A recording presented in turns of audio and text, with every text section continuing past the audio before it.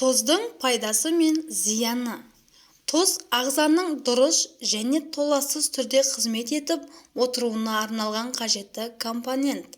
Қазақта тұзды төгіп қойсаң, өмірің ащы болады.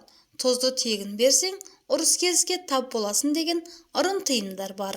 Сондай-ақ көне көз апаларымыз тұзды иығыңнан 3 рет асырып сермесең, барлық аурулар мен жамандықтан аулақ боласың деп жатады. Қазақ айтса айтқандай, тұздың тамақ дәмін келтіруден басқа көптеген пайдалы тұстары бар екен.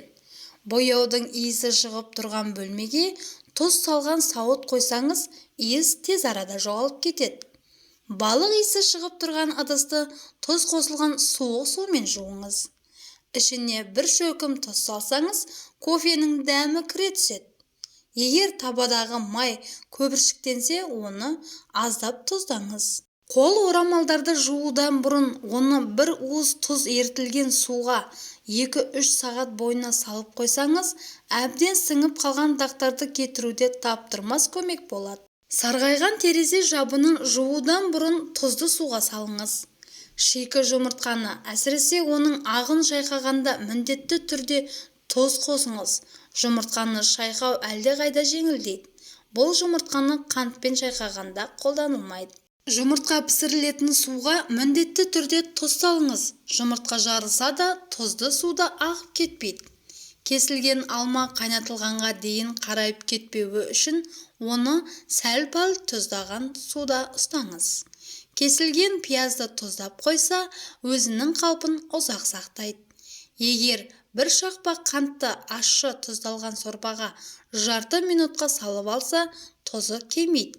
Егер сорпа тым қатты тұздалса, жаңағыдай әдісті 2-3 рет қайталаған жөн. Ыстық күндері май салынған ыдысты тұзды суға малынған шүберекке орап қойса, май ерімейді. Тағам қуырған кезде табаға кішкене тұз сепсеңіз, май шашырамайды. Духовкаға қойған печенье күйіп кетпес үшін формаға астына аздап тұз салу керек. Балдыр иісі шыққан балықты тұзы ащы езілген салқын суға салып қойса, жаман иіс кетіп қалады. Балық тазалаған кезде қолды тұзға батырып алу керек. Бұл еңбекті жеңілдетеді. Қабығы жарылған жұмыртқаны тұзды суға салып пісірсе ақпайды. Овощтағы жәндіктерді тазарту үшін оны пісірер алдында тұзды суға батырып алу керек.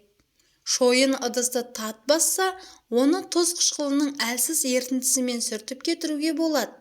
Кірленген шойын ыдыстарды елеп алынған майда құммен түрлі қағазбен ысып тазалап алып, одан кейін сода қосылған сумен жуу керек. Жаңа сатып алынған шойын табаны пайдаланудан бұрын әуелі қатты жанып тұрған отқа қойып, ішіне тұз салып өртеп алу керек. Тұз құйып, қоңыр қызыл түсті болған кезде табаны оттан алып қоясыз да, біраздан кейін сол тұзбен табаның ішін ыстықтай сүртесіз. Бұдан кейін табаның ішін өсімдік майымен майлап, пешке қойып, әбден қыздырып аласыз. Осылайша қыздырылған табаға тамақ жабыспайтын болады. Тұздың зияны. Тұз қан тамырларына жарты сағаттың ішінде орасан нұқсан келтіреді. Австралиялық ғалымдар тамаққа көп қосылған тұздың ағзаға қалай әсер ететінін арнайы тәжірибе барысында анықтады.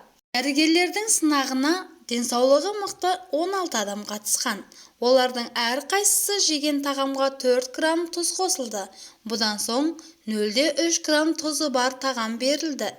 Сынақтың алдында және одан кейін ғалымдар зерттеуге қатысқандардың иық артериясындағы қан тамырларының соғысын өлшеген.